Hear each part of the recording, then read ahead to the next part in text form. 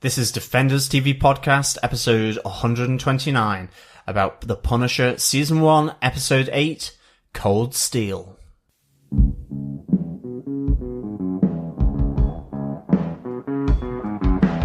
I hear a lot of people saying the blues, but I'm gonna tell you what the blues is. When you ain't got no money, you got the blues. Welcome back, fellow Defenders, to this episode of Defenders TV Podcast, episode 129, about episode 8 of The Punisher, season 1, titled Cold Steel. I am one of your hosts, John. And I'm one of your hosts, Derek. There's just two of us here this time. Yes, like Madani and Russo, we are a man down.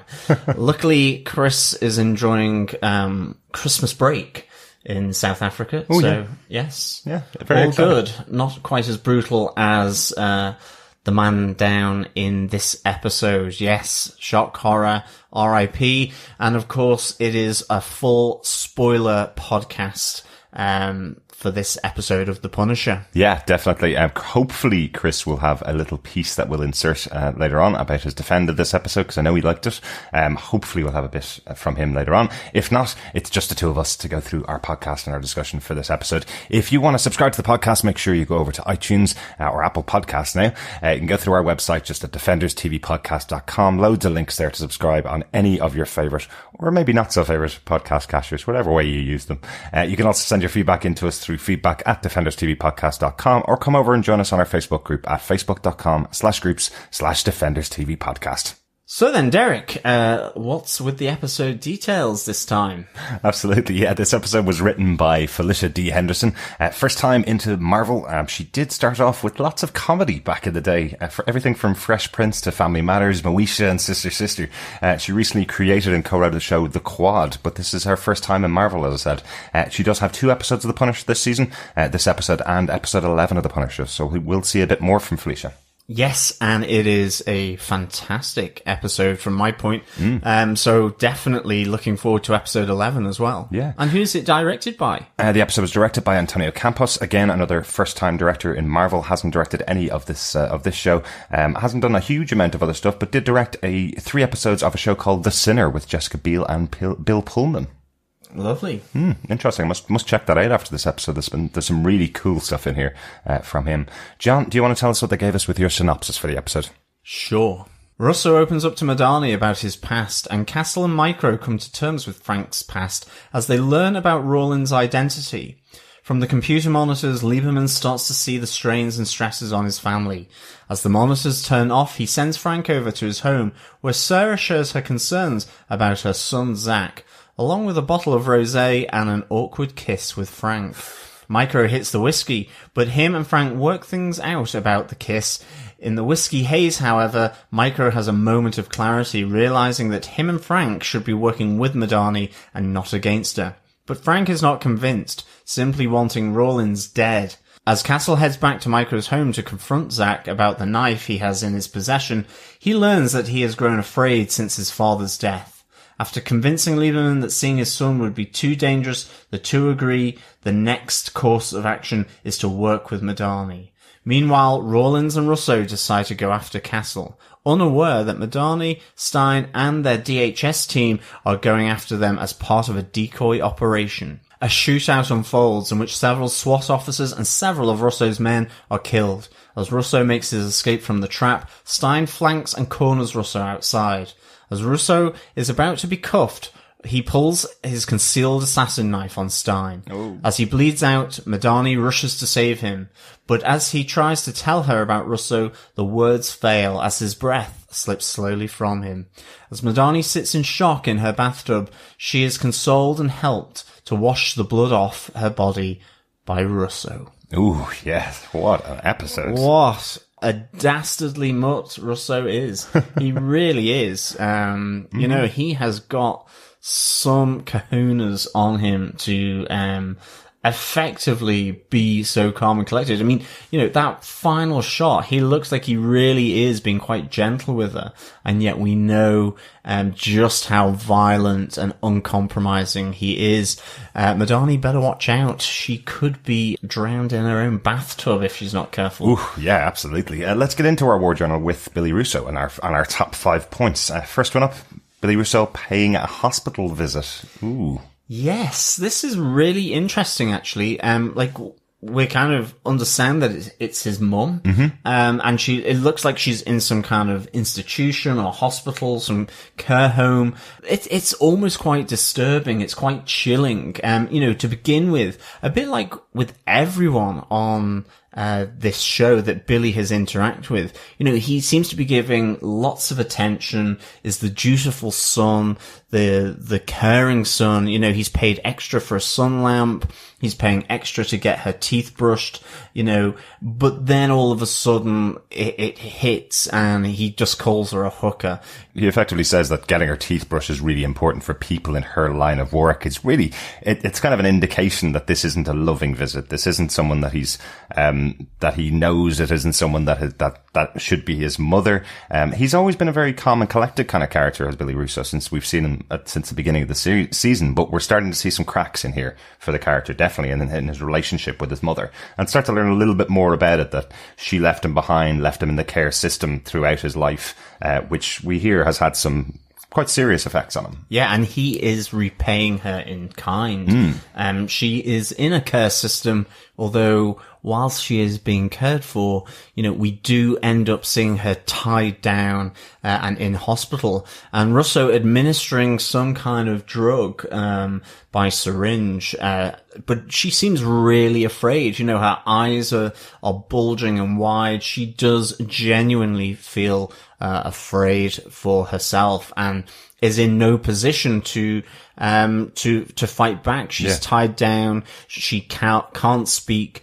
And you're just wondering, is she there, because she needs to be, because she has a medical condition, or something, or is she there, against her will? And I feel it's the latter, definitely. Yeah. You just wonder how he's managed to get her in that position, and it's all kind of above board, really, but he certainly is paying her back in spades. Yeah, very much seems like money talks in this place. As he says, he pays the extra for the sun lamp, he pays extra for the teeth brushing. She's tied down to her bed. So clearly there's something wrong here between them in this actual institution, that Russo is paying for the care of his mother in a very weird way. But he does make some comments about it. He says to her, "I'm glad the way you treated me. If you wanted weak kids, you give them everything. If you want strong, treat them hard like you did to me." And then says he would have given her the world, anything she ever wanted, if she just wanted him. Now, I wonder if that's something like he came back and found her after everything that had happened to him. We know he didn't see her for years because he was in this home care system, or the care system in the US, and then eventually found her. I wonder, did he just take her and then put her into the home immediately, or did he give her a choice to say, now you know who I am, do you love me, do you want to take care of me? Or did he just take her immediately and put her into this system, knock her out, and keep her under this medication? Yeah, I think maybe it's something that could unfold further in the future. Yeah. Or I wonder if this is just some kind of snippet. Again, as I say, it's just this idea of showing that Billy Russo can be two-faced to absolutely anyone, really. He does make the point that she's the only person that knows everything about him, that he talks to about everything from his business to his friendship with Frank to things that happen in Kandahar. So will it be that she remembers everything, she keeps it in, and she could be used by Frank as a tool against Russo when he finds out what Russo's been doing? Yeah, or even Madani, this lady is a witness as well. So yeah, it will be really interesting to see how Billy Russo's mum may be a keystone in all of this. Maybe his slight weakness for adoration, for being manipulative, for being in control, for showing he's strong, will come back to haunt him in this case. Yeah, and the fact that he's showing this weakness, the fact that he is now saying this is the only person he shares everything with, really interesting one. Yeah, speaking of sharing everything with other people, our second point is flushing the watcher. The tapping of Madani's office, and they are really not happy that they are being watched. that they are being spied on. And Madani is looking to find out who is watching them, by going analog with the actual team that, setting up this trap, this decoy operation, really going offline here, so that the tactical plan is purely, and on a need to know basis, word of mouth, ink and paper, and that a false tactical plan is put online, and that they talk about the decoy operation in the office, so they can flush out the people who are watching them, spying on them, and listening in. It's an interesting one, isn't it? You'd think that the main meeting room in this center would be the other room that you would tap, not just Madani's room, because that means you're just getting information from Madani and from the head of this group. But effectively, she's saying all the guys that are around the table are the only people that know the actual tactical plan. It's just what's written in front of them in ink and paper, rather than what's online. So she knows they're watching them. We knew that from a couple episodes ago. But I like how they use this. I think this is really cool. This idea of, well, now we're going to go completely undercover in this situation and give them a completely different digital plan online. Yeah, definitely. It's really nicely done the way they work together here. All the important conversations are done out of office. Really good. I think the other interesting thing that we see and learn from this is that the people used by Rawlins to attack the log cabin and to take down Gunnar Henderson were all from Anvil. Yeah. And that Billy now needs to hire new guys because they were all wiped out. Plus, he needs to keep it completely off books here.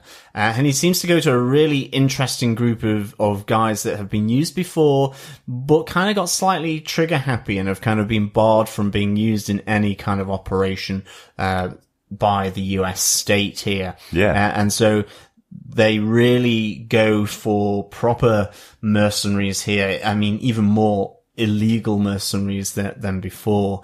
But they're all promised 500,000 each, half up front and half after the job has been completed, as they think they're going to catch Frank here with this decoy operation set up by Madani and Stein. But there's also a really interesting little confrontation between Billy versus Rawlins, really. We talked about it previously with Monty about it being a bit of a uneasy alliance between these three. And here we see for the first time, sort of cracks between Billy and Rawlins here, where Rawlins feels that Billy isn't putting 100% in because Madani is involved. Exactly. He's concerned that he's gonna kind of falter here because it's an attack on a group that will include his current lover. But Billy has a real strong comeback where he faces down Rawlins and he says, "There is no one on this green earth that I'm worried about going up against." As a direct threat really to Rawlins that even he, Billy, will confront, will go up against if he needs to. So it was really interesting. I kind of enjoyed that, actually. Yeah, I have to say I love how that scene's shot with Billy just staring down at Rawlins. Again, this is his commanding officer, effectively, and has been since the war. He's the one that leads up this operation. Russo is in there. They're now bound together. They have to work together because of what's going on with Frank and what's going on with Homeland Security. But Billy is very clear about the fact that if ever Rawlins pisses him off, he'll go straight for him. It's a great moment. Rawlins doesn't seem to back down. He doesn't seem scared of Russo, but I think there's a really good intimidation moment there. Definitely. Let's go on to point number 3. That rosé is some strong shit. Who would have thought the Punisher would be drinking rosé, not a full-bodied red? I know. It's really interesting. Or a bourbon, even. He seems much more of a whiskey man, as we probably see a little bit later on. Probably a bit more of a beer guy as well. Proper, American guy. And Sarah has that great moment with him where she says, "Thanks for not complaining about the fact that I'm a rosé girl every day." We've seen Sarah drink a lot in this season. She really does seem to go to the bottle for dealing with her problems when she's had a bad day with the kids. It's straight to the bottle. This is the first time Frank's drank with her. And I'm wondering if she kind of had that moment that we all have when you're drinking with somebody else that you kind of find a little bit attractive, and then you have a little too much to drink and you think they're on the same level as you. It doesn't seem like this rosé has affected Frank as much as it affected Sarah. Yeah, definitely. But she certainly has problems. I mean, you know, her two kids, especially Zach, is playing up. He's punched his sister. He's stolen skateboards. And then she's found a bush knife, a hunter's knife, in his rucksack or somewhere about the house. She's absolutely concerned. And to punish him, she's turned all the electronics off. So he's got no Wi-Fi, no internet and all that. And so as a result, all the video monitors back at Micro's Faraday cage are all go off. And of course, mad panic. What's going on? Of course, Micro sends Frank over, and then we have the rosé incident. But I like how it plays out because it is very awkward, and I like how she also says, sorry that this was weird, can we just put that behind us? Yep. Like, it feels very natural, what's happened in a sense for her. I don't think Frank would have necessarily gone in for that because obviously he knows Micro is still alive. Micro is of course watching all of this, and so then hits the bottle himself with the whiskey. I love the fact that when Frank comes back to their base, he's face down in front of the monitor with that moment frozen where she is kissing Frank. Yeah. Really, really good. Chris is going to hate not being here for this. This was one of his first predictions when Sarah came on screen, that there would be a kiss between the two of them, wasn't it? So, sorry, Chris, you have to give up your holidays if you want to be here for every episode, right?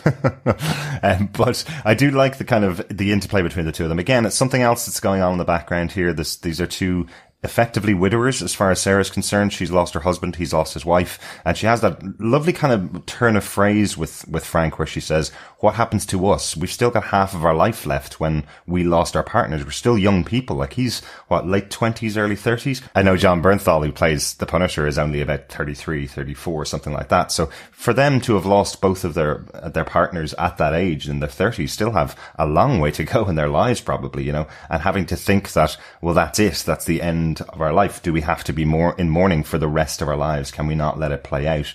I think Frank does kind of lead her on a little bit by saying, well, you need to go with your feelings. You need to go with the people that you find interesting. And he's been the only person that's been in her life since David died. Yeah, absolutely. And they've built a really, you know, decent connection. You know, initially it is for Frank's purposes to find out more about the guy who was trailing him, Micro.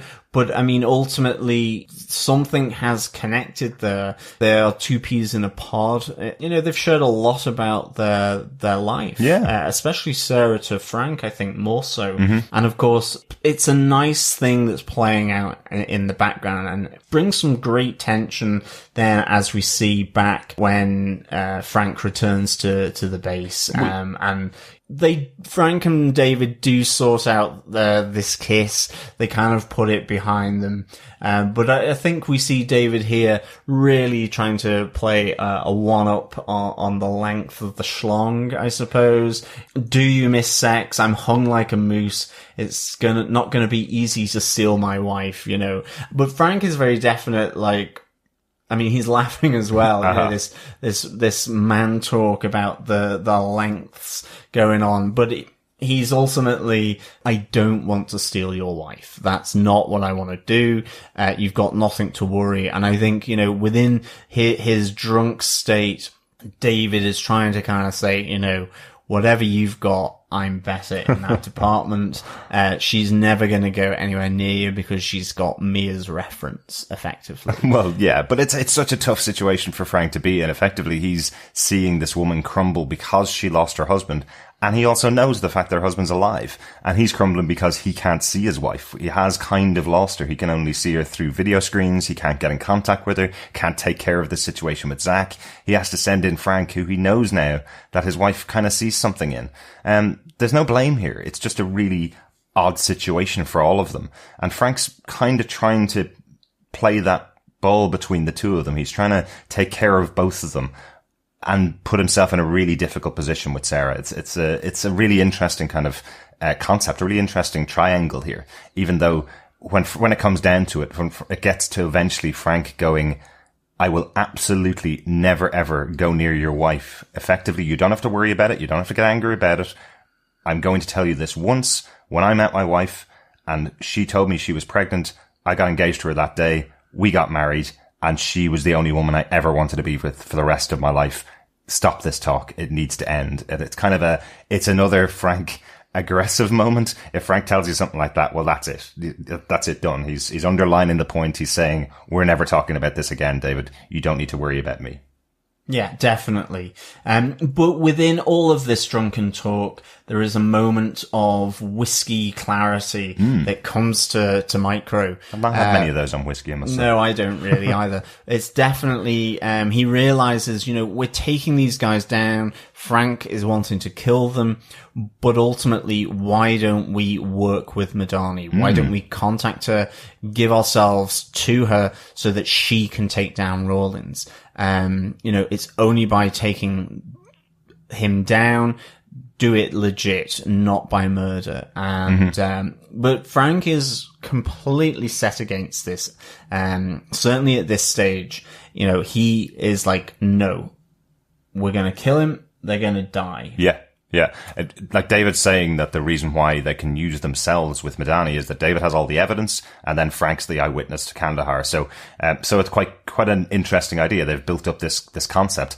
It's a good idea, right? It's a good idea from David. Definitely. But Frank is absolutely dismissive of it. He said to Micro in episode 3, this is it. If we're working together, they're all going to die. That's it. So Frank has made his decision. There's no way out of it at this point.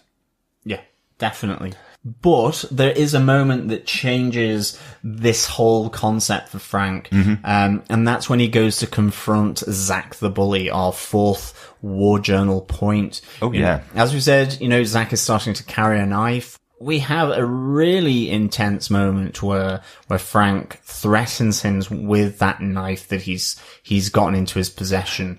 He's really trying to frighten him straight, really, in this moment. But we have the unexpected response from Zach where he asks Frank to kill him. I mean, I also love just how it pans back to Micro watching this on the monitor. So tough. Like, just going, what the is going on, in effect. And really, really kind of strong kind of emotions, a strong subject matter here, that this kid is grieving for the loss of his dad, has kind of lost his way. Yeah. He's also moved apart from his mom and his sister. They were a tight-knit family beforehand, and he has kind of just drifted. He's been unable to get to grips with what's happened in his life. And here, he's then being threatened at knife point by Frank. Obviously, nothing is going to happen, but he ultimately asks him to kill him.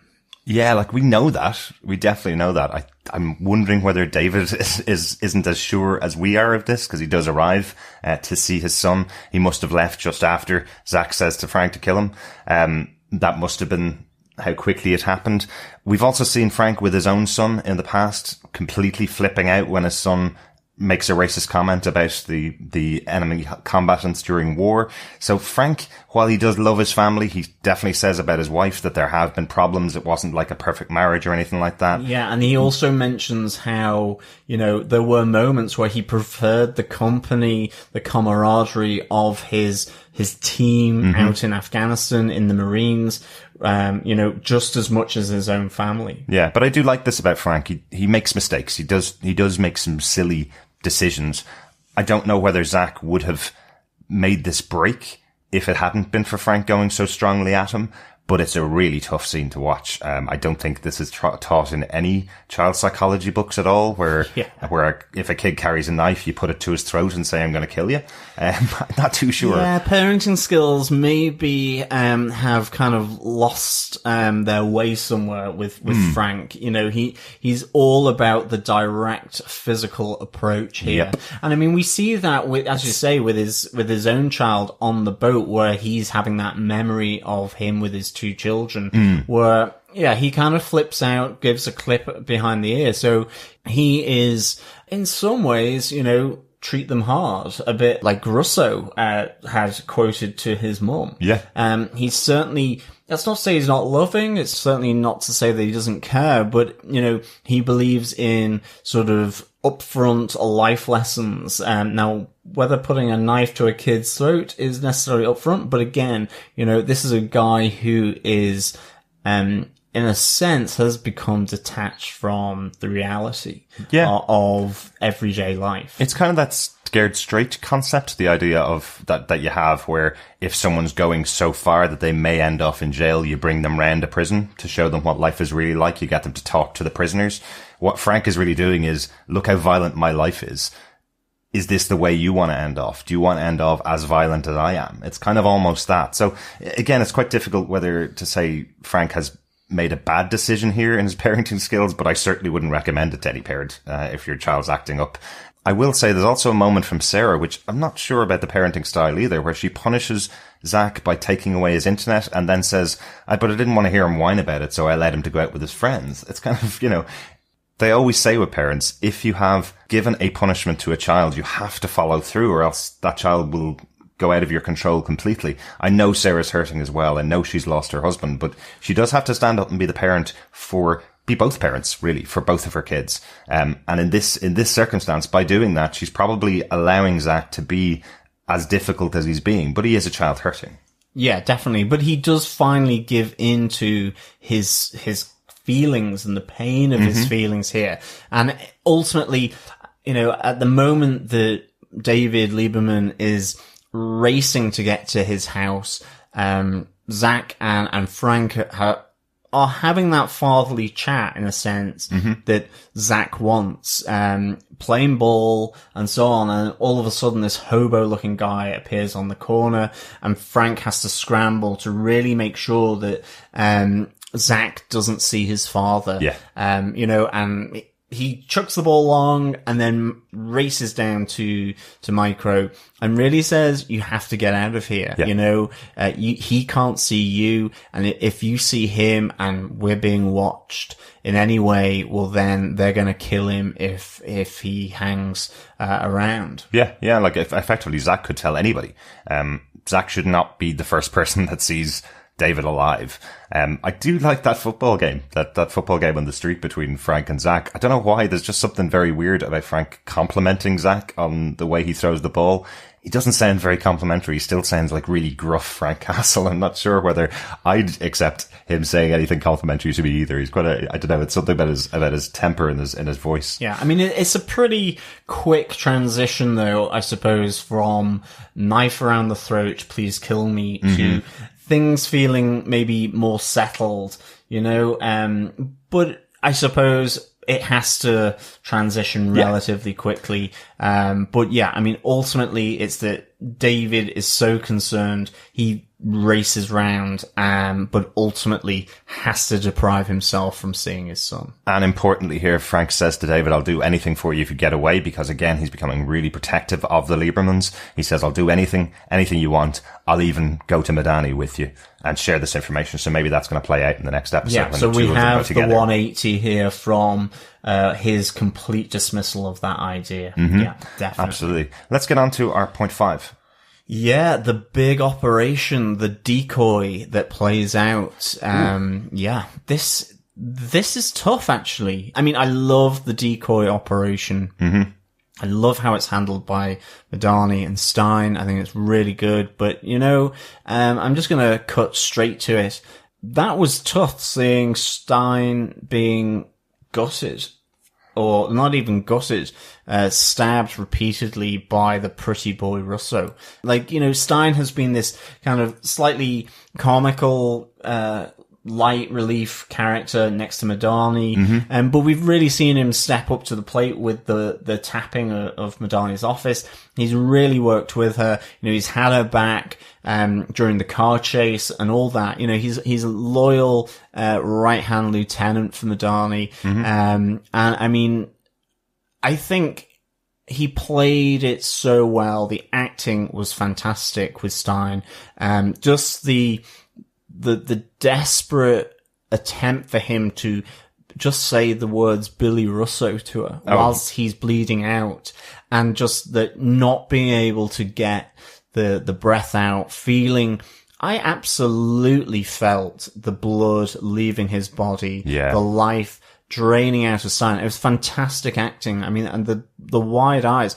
It was really visceral how that was done with Madani left there. And I mean, fair dues. That was a pretty hard hitting death, I think, in this. And it was really, really well played. And I mean, just to then reflect that with Madani in shock in her bathtub. You think she's washing herself to begin with. And then you see the hand reach over, turn the tap off, and there is Billy Russo. I mean, what a neck on him. I mean, really, what an absolute neck on him.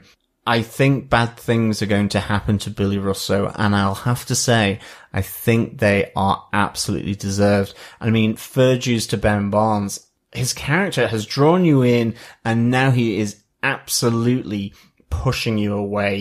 He's making him grotesque. It's fantastic acting, really is. And I have to say, this was a fantastic moment. It really was, yeah. I think Ben Stein has been a fun character in the background for a lot of the episodes, but he's had some great moments with Madani throughout the season.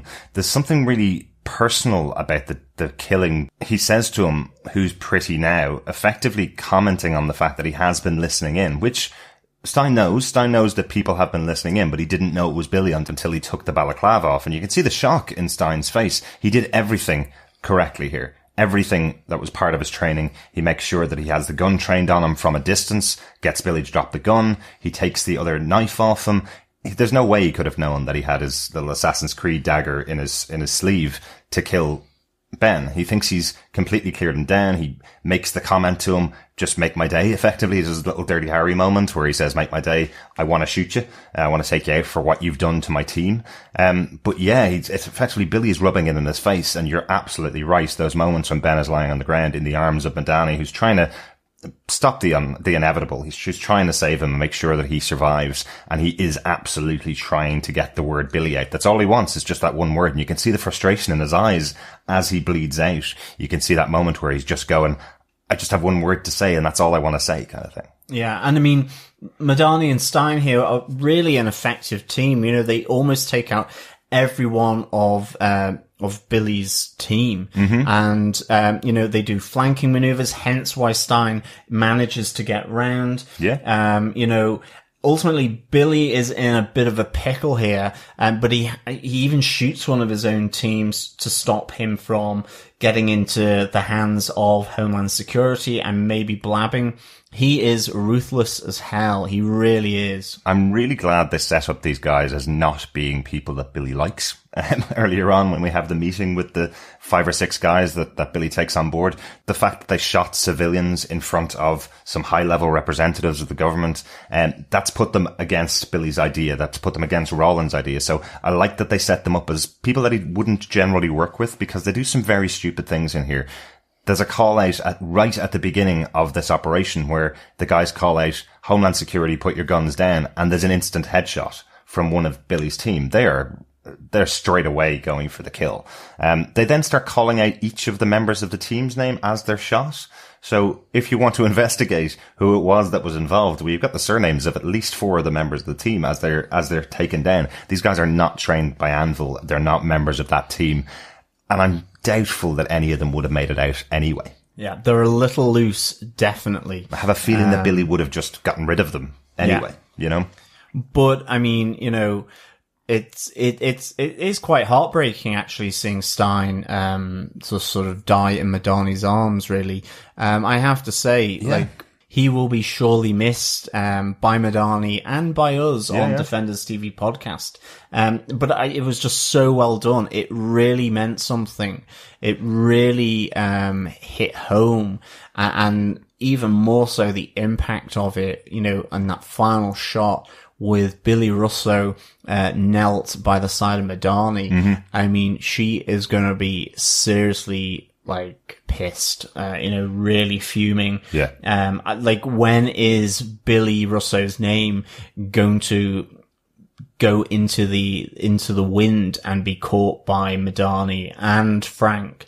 Because at the moment, he is still the one who is invisible here, to Madani and Frank. So it will be really interesting. And she's got to be taking a lot of the blame here. She effectively set up this as a fake operation to draw out Rawlins, to draw out the team that's around Rawlins. So without her doing this, Sam Stein would have been alive. You know, it's got to take its toll on her. And the fact, as you say, that she's going into the arms of Billy to take care of her when she's in such shock about the situation, that's absolutely going to come back and bite him on the ass. Yeah, and I think, Sam is the guy who she has opened up to, has learnt to trust. When she came from Kandahar to the Homeland Security Office, it was her against the rest of the world, because of her investigation being pulled from underneath her. Yeah. And Sam is the one that she slowly and gradually trusted to include in everything that she does. So this will be a big loss for her. Absolutely. I think that's our top 5 points. A couple of quick notes. Yep. First note is just one that I forgot to mention. It's a little Easter egg, a little Marvel Easter egg, that I forgot to mention the last couple of times. Yeah. Chris will be annoyed that you've got the first Easter egg. There's been a few Easter eggs in the show so far. I don't know. Well, Chris thinks that it's not Easter egg heavy. Well, I think this is probably a show that's not made for comic book fans. It's made for people that like series like Homeland. This is Netflix version of that type of show, so they're probably not going to layer in a huge amount of Easter eggs for Punisher, but there's been a fair few, I'd say. One of them is more about the Marvel Cinematic Universe. The actor Tim Gunney, who plays Lewis Walcott's father, Clay Wilson, he also played Major Allen in both Iron Man 1 and Iron Man 2. You may remember him from a couple of scenes with Rhodey, who's in the army. This is his boss in the army, so quite interesting. It would have been a bit more interesting if they'd kept the idea that this was a former major in the army that dealing with his son who's going through PTSD. That might have been an interesting idea, but it's nice to see him in the show, and I definitely recognized him from the start. I just couldn't see the credits for him up until this week. It wasn't up on IMDb, so I couldn't see the credits of who the actor was that played the character. So really cool to see him back in the Marvel Cinematic Universe. Yeah, really good. We also have Food Watch again. Frank is, well, actually no, he gives it to Micro, but enchiladas from Sarah's house, which he passes to Micro to get a taste of home, I suppose, which is really nice. And of course, then, after the whiskey, has had its, impact on Micro, he gives him some fermented rice from Vietnam. Yeah. To really help, full of probiotics. So it'd be interesting. I'd love to know what that tastes like. In terms of the whiskey, I saw that it was Teachers. Oh, really? Oh, good stuff. So a scotch being used to get absolutely, drunk.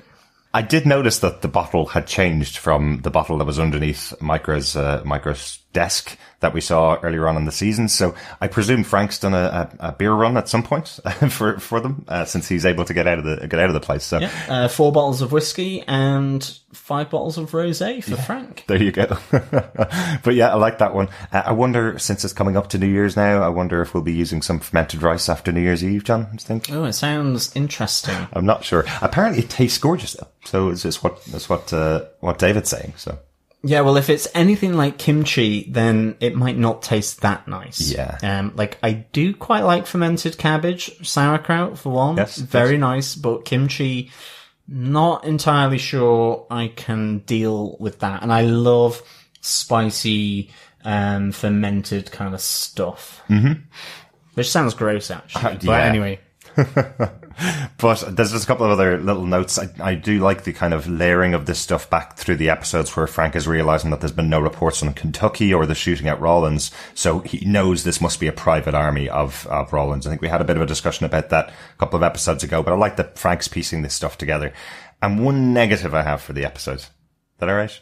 Did love the episode. Yeah, absolutely. Fire away. I did love the episode, and I do love Ben Barnes in this role as Billy Russo. But we know he's a British actor. There's just a conversation that he's having with Madani where he's explaining his background history about going after a paedophile that has tried to call him pretty and wanted to play some games with him. But it's some words that are given to him to make him sound more New York, but they seem like 1920s words. He talks about stickballs and storybooks. There's none of this in your storybooks. And we read playing stickball and hitting them with our stickball sticks. It just didn't sound right. It didn't sit right with this 21st century character.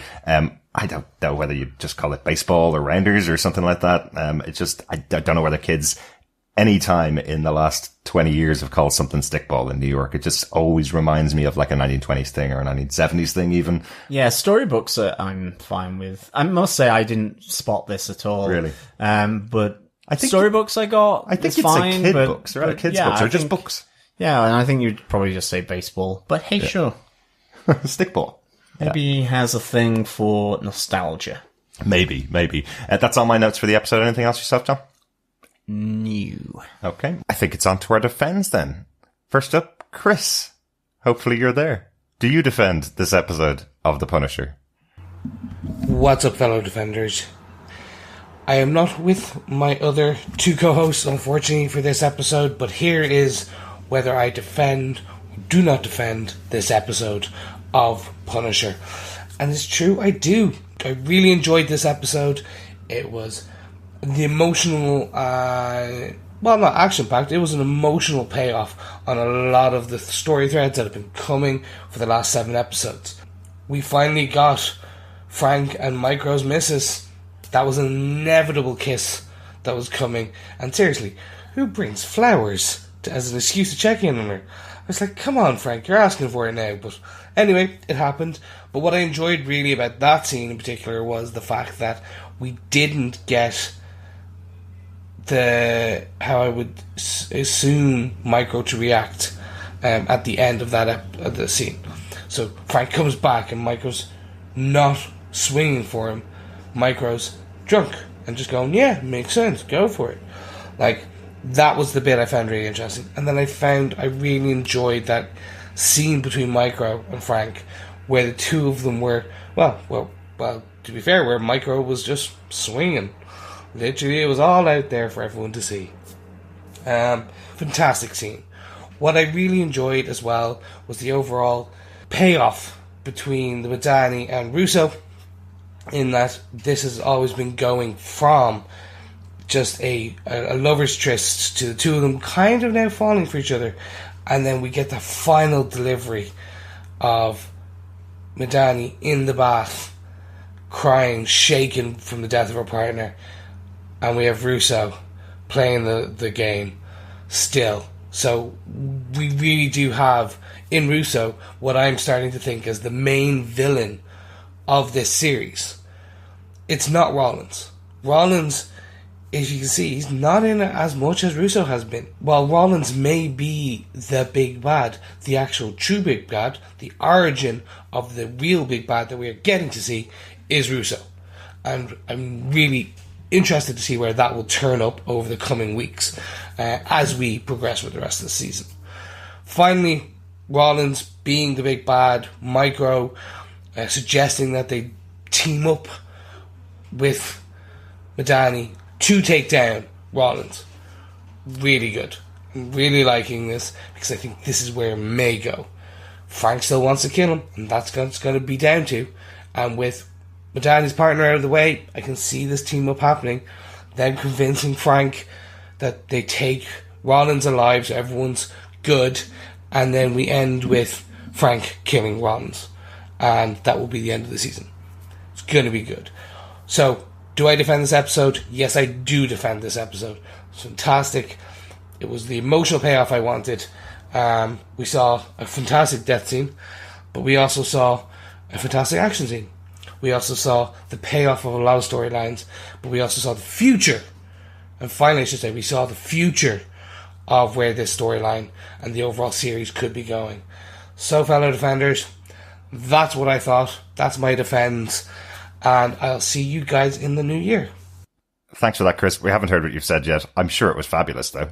John, do you defend this episode of The Punisher? I do defend this episode of The Punisher. I give this 5 micro mooses out of 5. Nice. I thought this was really affecting this episode. It really built up the relationship between Madani and Billy Russo over the previous episodes, and brought it to a startling and chilling conclusion with him knelt by the bathtub with Madani in shock.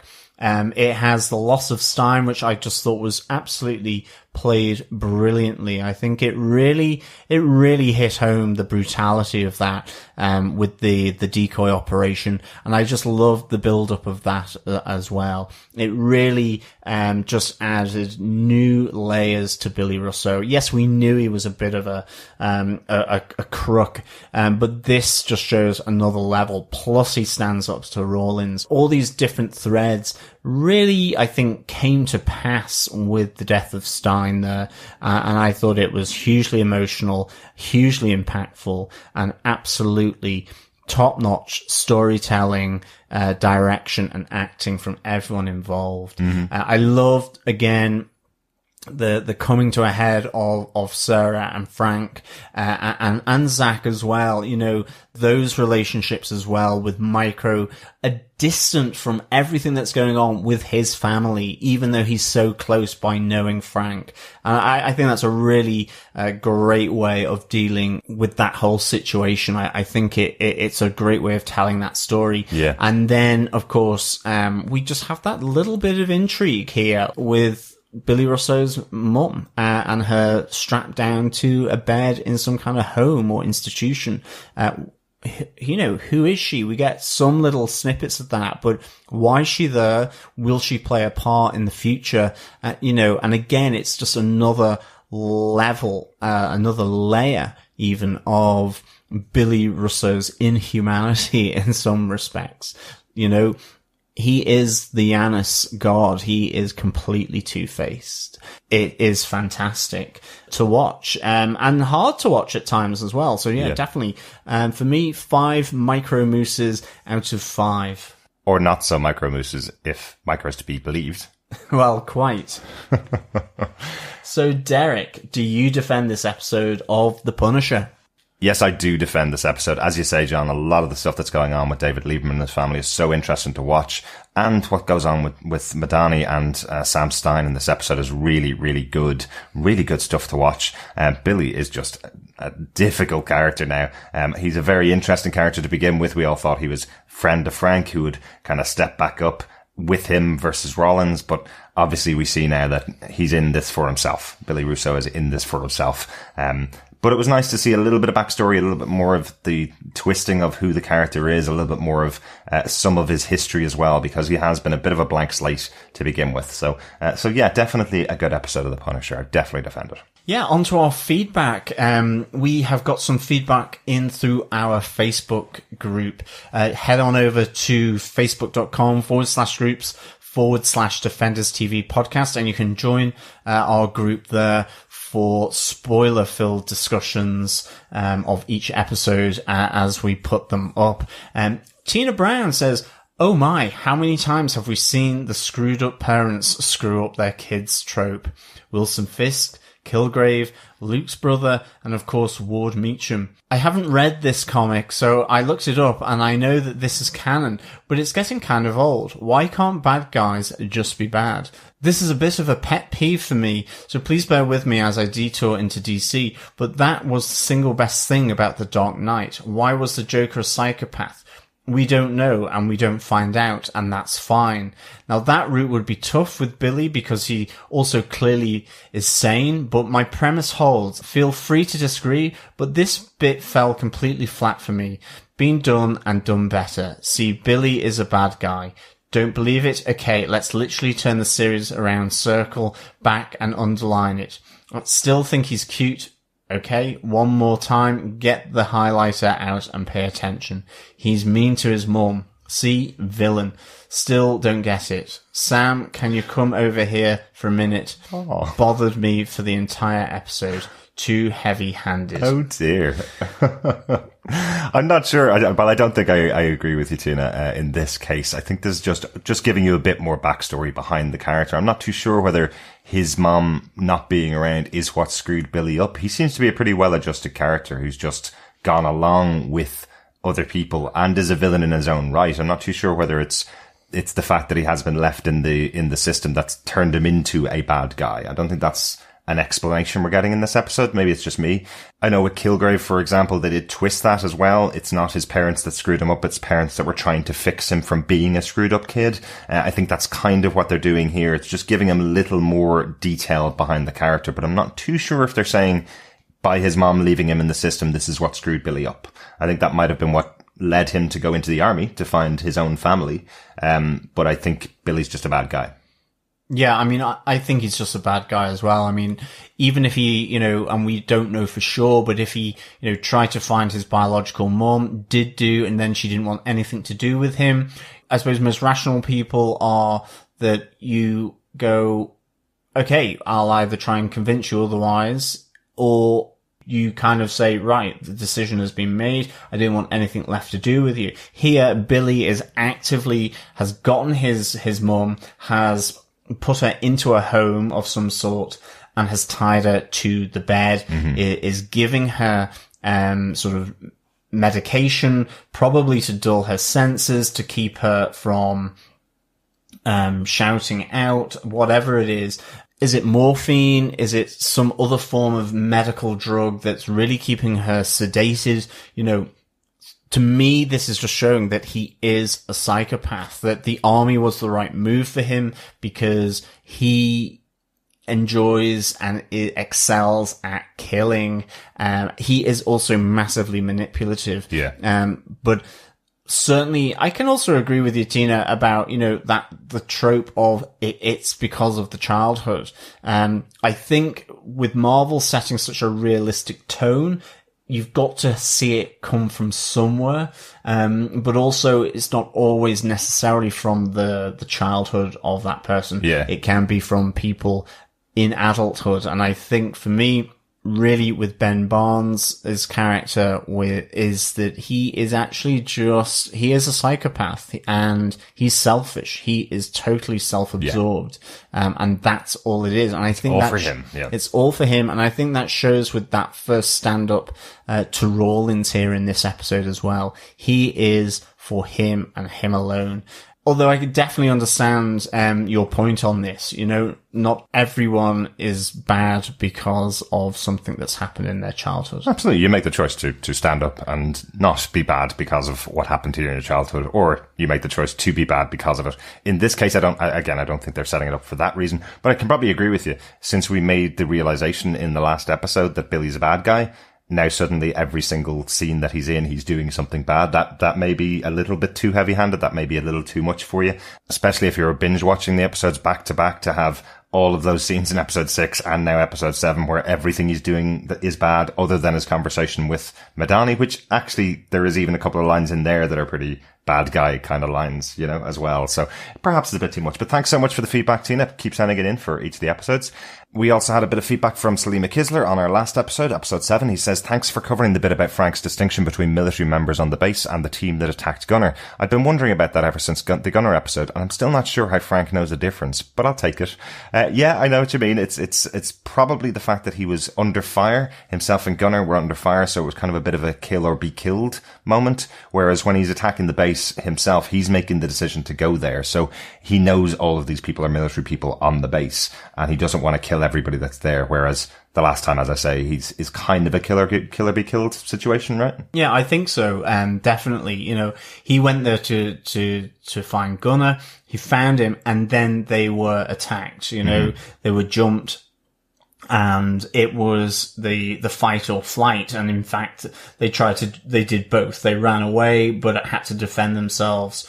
And it ended up that, they realized with their military training that these guys are here for one purpose only, and that is to kill them. So yeah, I think it was a kill or be killed, situation there. And as you say, then with the infiltration of the base to get Monty, it was about doing it without being seen. And I think that moment of difference comes in that tunnel when Frank is escaping, where there is the serviceman. Yeah. And he will kill him if he has to, but he doesn't want to, so gives the ultimatum.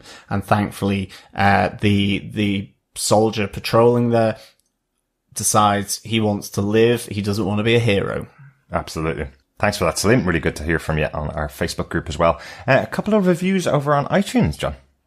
Excellent. Always nice to hear them. Yeah, we got a 5-star review by Tia Lee, who says, loved the recaps. As someone that wasn't particularly interested in rewatching all 4 individual series, it was great to listen to the recaps, which touched on everything important and hit on details that I probably wouldn't have caught or remembered. I also really enjoyed the format, which includes details about the writers and directors, a synopsis plus the 5 points. So great. Thank you, Tia Lee. That's really nice of you. It's great to get reviews, subscriptions or ratings on the podcast. It really helps us to expand the podcast and to get the word out about us on iTunes or whichever podcast catcher that you're listening in on. So thank you so much. Yeah, thanks so much, Thea. And also thanks to our Facebook group who suggested the idea of doing the recaps before the Defenders came around. That was really good of you. We also got a review over in Canadian iTunes from a user called Matthew. Just the way that Electra would pronounce Matt Murdoch's name. I know it's pronounced that way because he's got an extra T in his name. Thanks so much for this, Matthew. He says, good balance. He says, I love the mix of analysis and comedy. Comedy, John. Yes. I like it.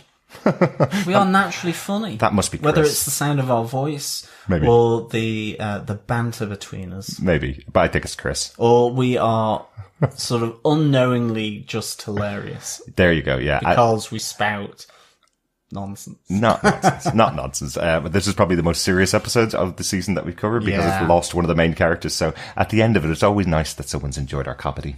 Yes, absolutely. Thank you, Matthew, for the review. As I say, share the love. Head on over to iTunes, Google Play, or any other good podcast catcher and search Defenders TV Podcast. Rate us, leave a review, and subscribe to the podcast. Absolutely. Or go over to our website at defenderstvpodcast.com, and there's a whole section where you can subscribe to any of the other good or evil podcast catchers out there. Thanks so much for joining us this week. Absolutely. We'll be back with our review of Punisher Episode 9, Front Towards Enemy, next Friday, the 5th of January, and every week from there on in until the end of the 13-episode series of The Punisher. Absolutely. Thanks so much for joining us. A very happy new year to all of our fellow Defenders and all of our listeners out there. Yes, thank you as always for listening to us. It's a pleasure. And yes, I'm off to go and check whether I measure up to a moose or not. Looking forward to speaking with you next time. Bye.